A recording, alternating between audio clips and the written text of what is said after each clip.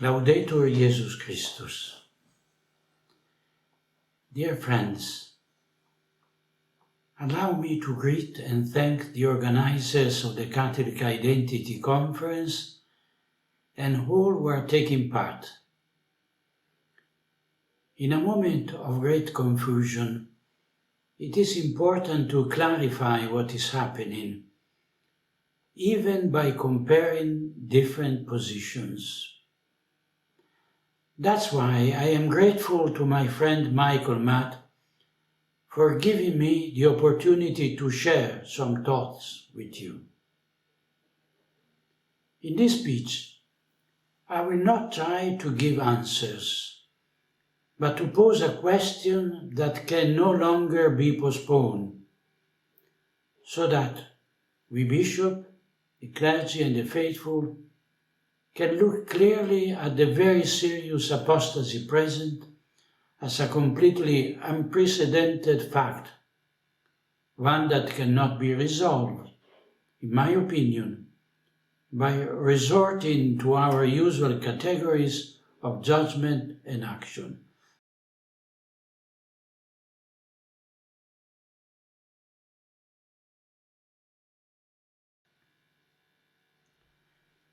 The proliferation of declaration and behaviors completely foreign to what is expected of a pope, and indeed in contrast with the faith and morality of which the papacy is the guardian, has led many of the faithful, an increasingly large number of bishops, to take note of something that until some time ago seems unheard of.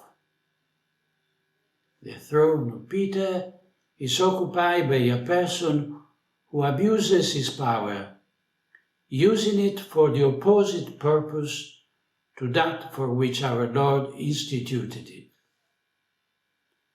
Some say that Jorge Mario Bergoglio is manifestly heretical in doctrinal questions. Others, that is tyrannical in matters of government. Still others consider his election invalid because of the multiple anomalies of the resignation of Benedict XVI and the election of the one who took his place. These opinions, more or less supported by evidence or the result of speculation that cannot always be shared, nevertheless confirm a reality that is now incontestable. And it is this reality, in my opinion, that constitutes a common starting point in trying to remedy the disconcerting, scandalous presence of a pope who presents himself with ostentatious arrogance as inimicus ecclesiae, and who acts and speaks as such.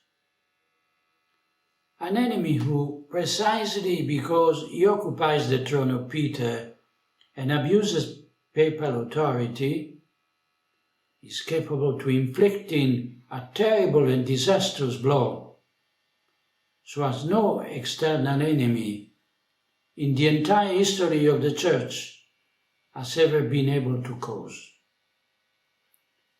The worst persecutors of the Christians, the fiercest adherents to Masonic lodges, and the most unrestrained heresiarchs, and never before succeeded in such a short time and with such effectiveness in devastating the Lord's vineyard, scandalizing the faithful, disgusting the ministers, discrediting his authority and authoritativeness before the world, and demolishing the magisterium, faith, morals, liturgy, and discipline. Inimicus ecclesiae, not only with respect to the members of the mystical body, which he despises, ridicules, He never ceases to launch poison epithets against it, persecutes and strikes, but also with respect to the head of the mystical body, Jesus Christ, whose authority is exercised by Bergoglio no longer in a vicarious way, which would therefore be in necessary and dutiful consistency with the Depositum Fidei, but rather in the self-referential, thus tyrannical way. The authority of the Roman Pontiff is in fact derived from the supreme authority of Christ, in which it participates, always within the boundaries and scope of the goals which the Divine Founder has established once and for all, and which no human power can change. The evidence of Bergoglio's alienity to the office he holds is certainly a painful and very serious fact. But becoming aware of this reality is the indispensable premise for remedying an unsustainable and disastrous situation.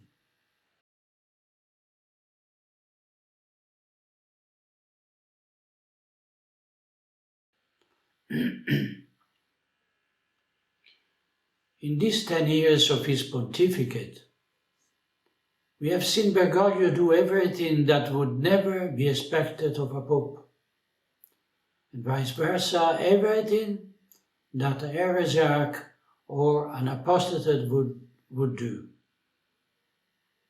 There have been occasions when this action have appeared manifestly provocative, as if by his utterances or certain acts of government, he deliberately wanted to arouse the indignation of the ecclesial body and urge priests and faithful to react by giving them the pretext to declare them schismatic. But this typical strategy of the worst Jesuitism is now uncovered, because the whole operation has been conducted with too much arrogance, and in areas on which not even moderate Catholics are willing to compromise. The sexual scandals of the clergy, and in particular the response of the Holy See to the scourge of moral corruption of cardinal and bishop, have shown a shameful disparity of treatment between those who belong to Bergoglio's so-called magic circle and those he considers adversaries. The recent case of Marco Rupnik is evidence of one who exercises power like a despot, legibus solutus, who considers himself free to act without being accountable for any of his actions. It often happens that the consequences of the decision taken personally by the Argentine are then passed on to his subordinates, who find themselves accused and discredited for choices which are not theirs. I think of the case of the London building, in which officials of the Secretariat of State were involved, while the contract of sale bears the August chirograph.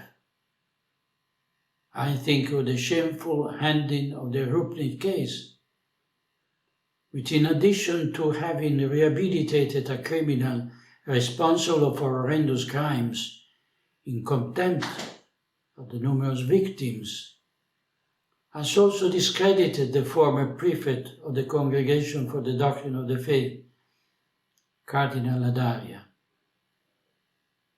I am thinking of the Mecari case, which, with the farce of a secret administrative procedure, was hastily liquidated without any compensation to the victims and declared res judicata unappealable. And the list goes on and on. It remains evident that the unfortunates who willingly or unwillingly collaborate with Bergoglio find themselves thrown overboard as soon as the press discovers the Vatican scandals. Many are noticing this cynical and utilitarian behavior, which in fact brings them to decline appointments and promotion, precisely so as not to find themselves in an uncomfortable role of scapegoat.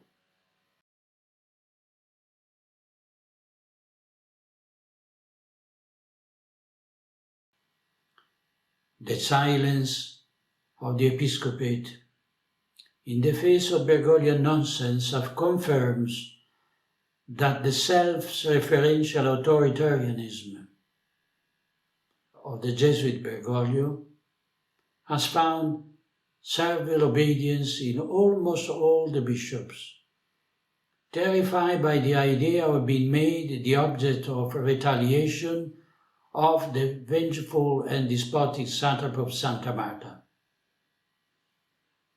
Some diocesan bishops are beginning to not longer tolerate his devastating action, which undermines the authority and the authoritativeness of the whole Church. Bishop Joseph Strickland, for example, has commendably reiterated immutable doctrinal truths that the Synod of Synodality in the coming months is preparing to demolish. And Cardinal Gerhard Ludwig Müller has rightly recalled that the Lord did not give power to the Pope to bully good bishops. Something therefore is beginning to change. Alignments are taking shape, and we see, on one hand, Bergoglio's synodal church, which he emblematically calls our church, and on the other hand, what remains of the Catholic Church, towards which he does not fail to reiterate its absolute extraneousness.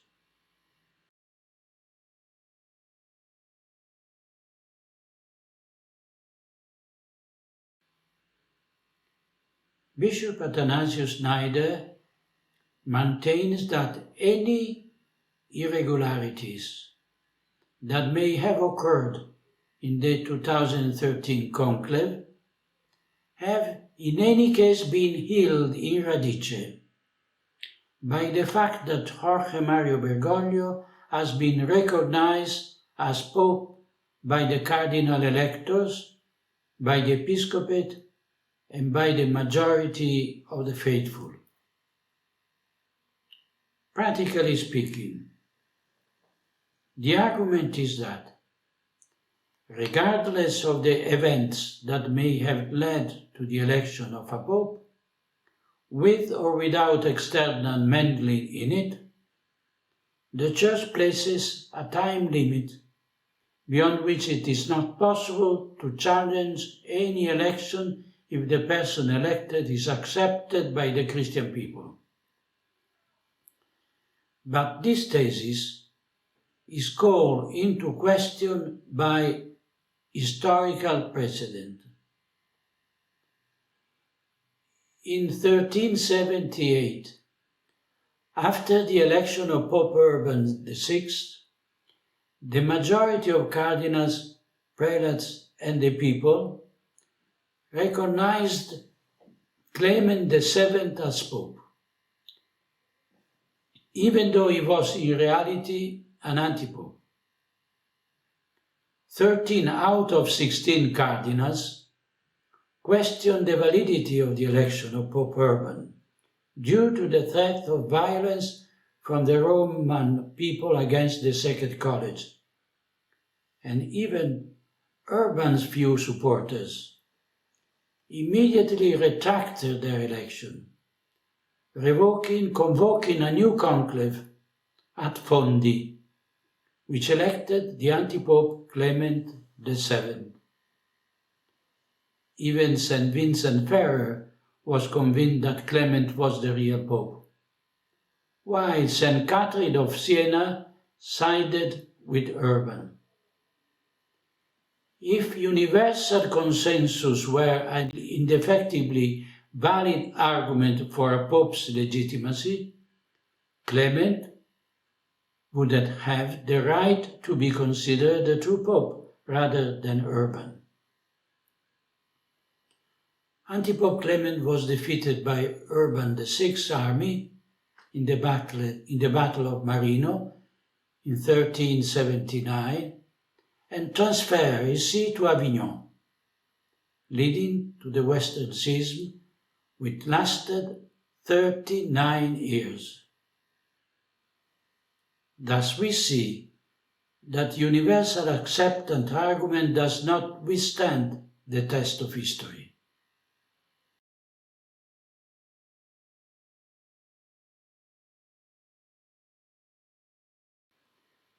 Bishop Athanasius Schneider reminds us that the via tutior, the surer way, consisted not obeying a heretical pope, without necessarily having to consider him ipso facto fallen from his office, as separated from the Church and therefore no longer capable of being at his head, as vice versa, St. Robert Bellarmino believes.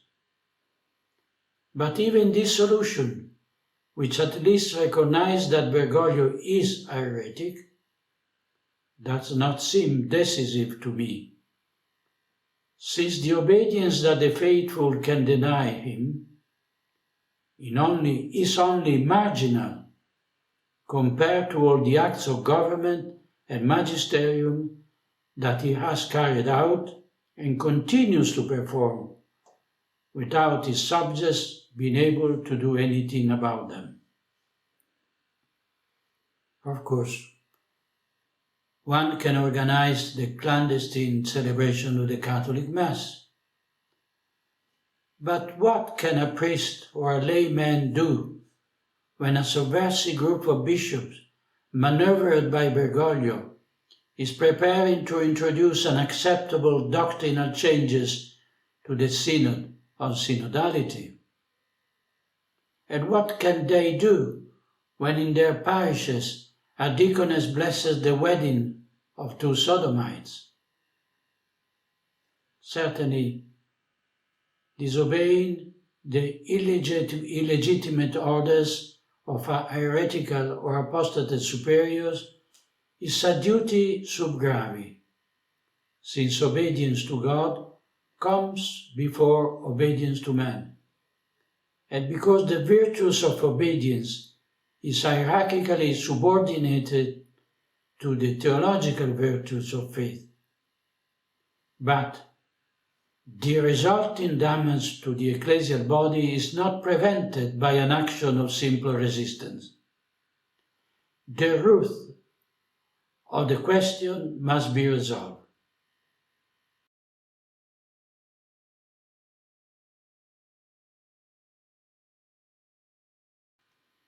Thus, taking notice of the fact that Bergoglio is a heretic, and Amoris Laetitia in his declaration of intrinsic immorality or capital punishment would be enough to prove it, we must ask ourselves if the 2013 election was in some way invalidated by a lack of consent.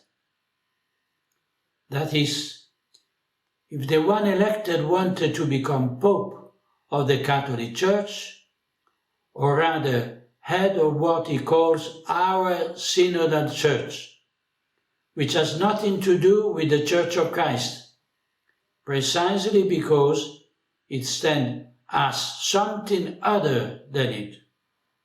In my opinion, this lack of consent can also be seen in Bergoglio's behavior, which ostentatiously and consistently is anti-Catholic and heterogeneous with respect to the very essence of the papacy. There is no action of this man that does not bluntly have the air of rupture with respect to the practice and the magisterium of the Church. And to this are added the positions taken that anything but inclusive toward the faithful who do not intend to accept arbitrary innovation, or worse, full-blown heresies.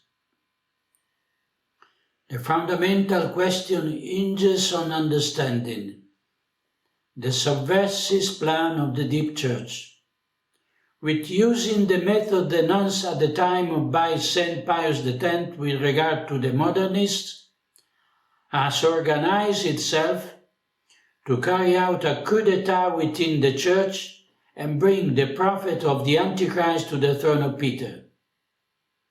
A mens rea in infiltrating the hierarchy and ascending its rank is evident, just as is evident that the plan of the ultra-progressive faction could not stop in the fact that Benedict XVI, whom they considered too conservative, and whom they hated above all because he dared to promulgate the motu proprio Summorum Pontificum.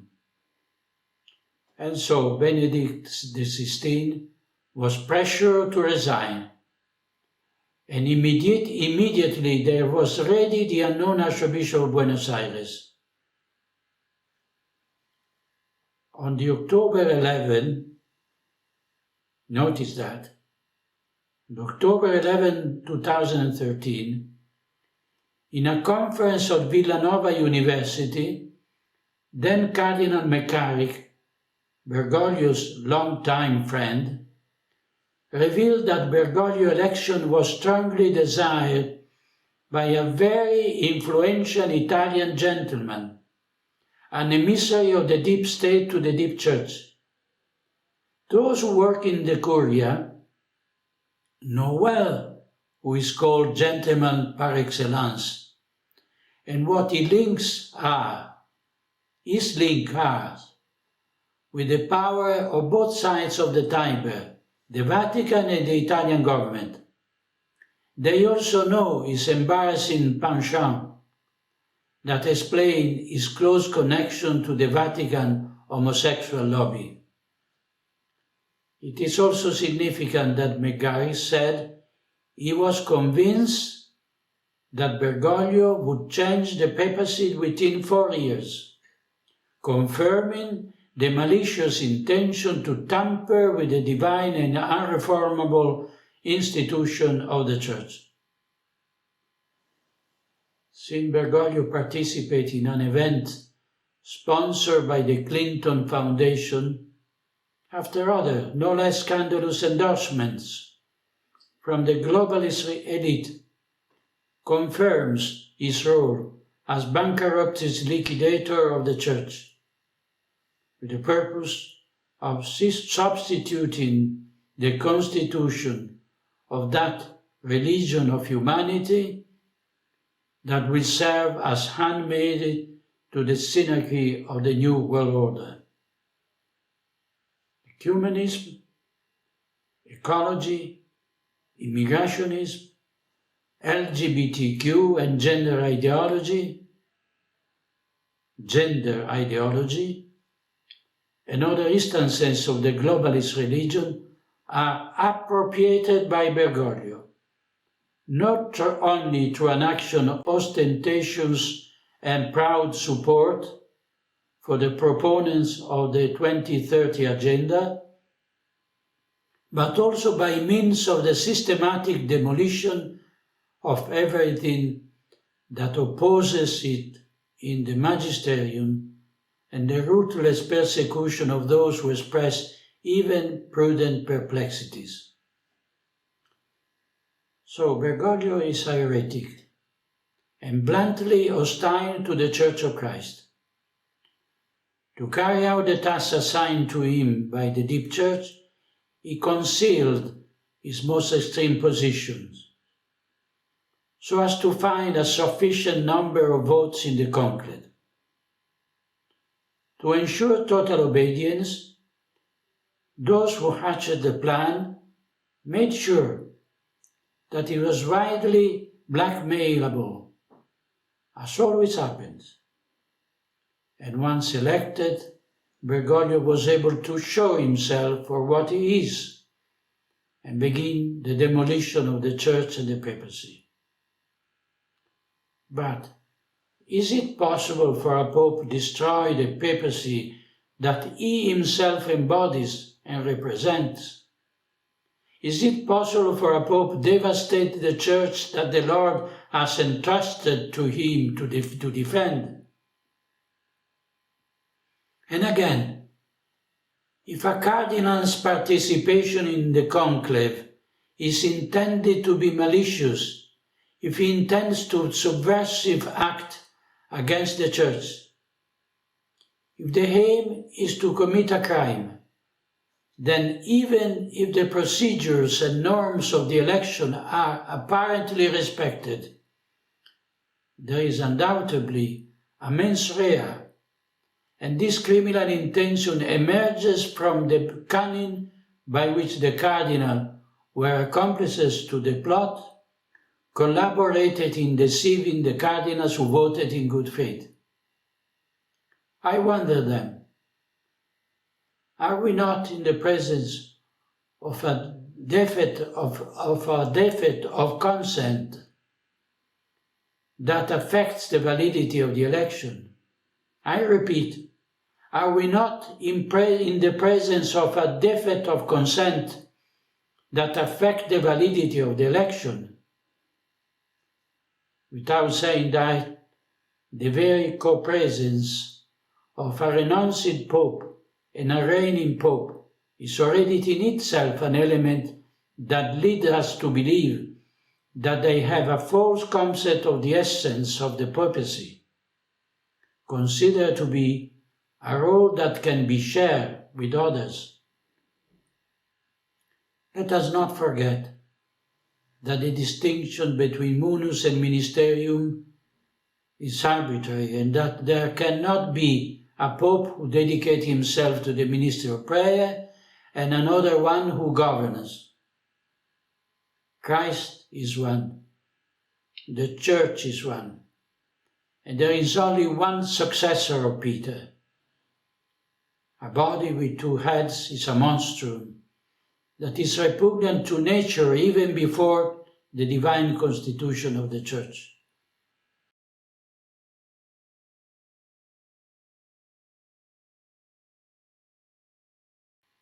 Some may object, but even if Bergoglio acted with malice, he still accepted what the cardinal offered him, his election as Bishop of Rome and therefore as Roman Pontiff.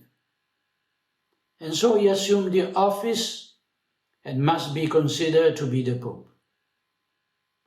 I believe instead that his acceptance of the papacy is invalidated because he considered the papacy something other than what it is. Like a spouse who gets married in church but excludes from his intention the specific purposes of marriage, thus making the marriage null and void, precisely due to his lack of consent. Not only that, what conspirator who acts maliciously in order to ascend to an office would be so naive as to explain to those who must elect him that he intends to become Pope in order to carry out the orders of the enemies of God and the Church? Good morning. I am Jorge Mario Bergoglio. I intend to destroy the Church by getting elected Pope. Will you vote for me? The mens rea lies precisely in the use of deception, dissimulation, lies the delegitimization of annoying opponents and the elimination of dangerous ones.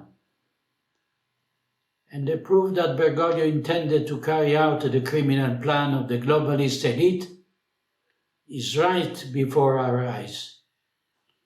All desired goals of the emails of John Podesta, Hillary Clinton's right-hand man, had been or are being carried out. From the adoption of gender equality as premise for the female priesthood, to the LGBTQ inclusion, from the acceptance of the gender theory to the participation of the Agenda 2030 on climate change, from the condemnation of proselytism to exaltation of immigration as method of ethnic replacement, and at the same time, there is the removal and condemnation of the other church, the pre-conciliar one, composed of rigid, intolerant people, starting with our Lord, as Antonio Spadaro blasphemously wrote, and with the cancel culture, applied to faith and morals. There is also the elimination of the Mass that intrinsically belongs to that church, which Bergoglio considered to be in conflict with the new ecclesiology, to the point of prohibiting it as incompatible with the synodal church. So I am throwing the proverbial stone into the pond. I would like to take seriously, very seriously, the possibility that Bergoglio intended to obtain the election by mains fraud, and that he intended to abuse the authority of the Roman pontiffs in order to do exactly the opposite of what Jesus Christ gave a mandate to St. Peter and his successor to do. Confirm the faithful in the Catholic faith, feeding and governing the flock of the Lord, preaching the gospel to all nations. All the act of Bergoglio governance and magisteriums, since his first appearance to the Vatican Loggia, when he introduced himself with his disturbing Buonasera, as unrevealed, in a direction diametrically opposed to the Petrine mandate. He has adulterated and continued to adulterate the Depositum Fidei. He has created confusion and misled the faithful. He has dispersed the flock. He has declared that he considered the evangelization of people to be a solemn nonsense. He systematically abuses the power of the Holy Keys to loose what cannot be loosed and to bind what cannot be bound.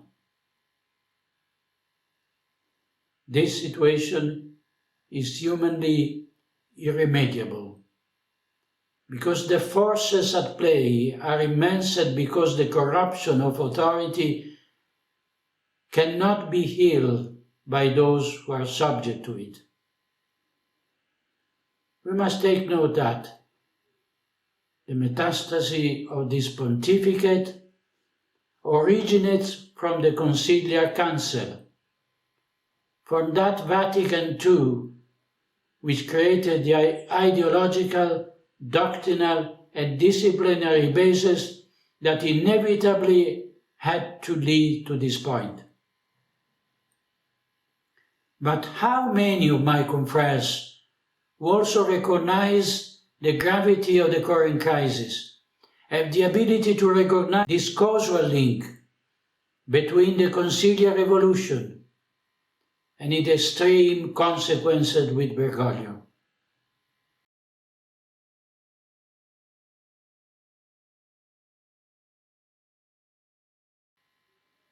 If this Passio Ecclesiae is a prelude to the end times.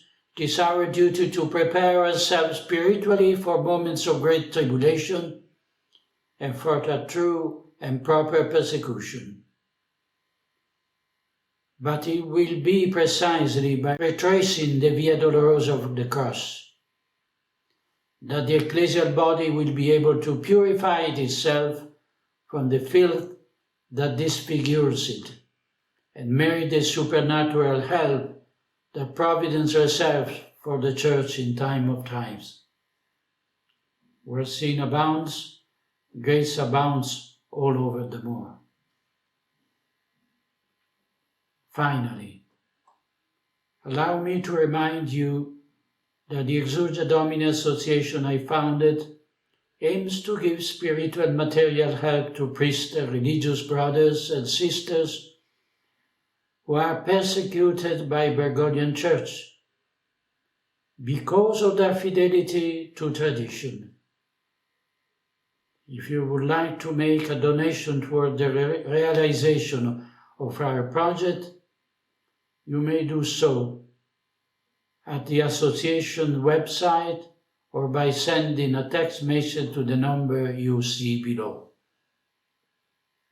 Laudetur Jesus Christus.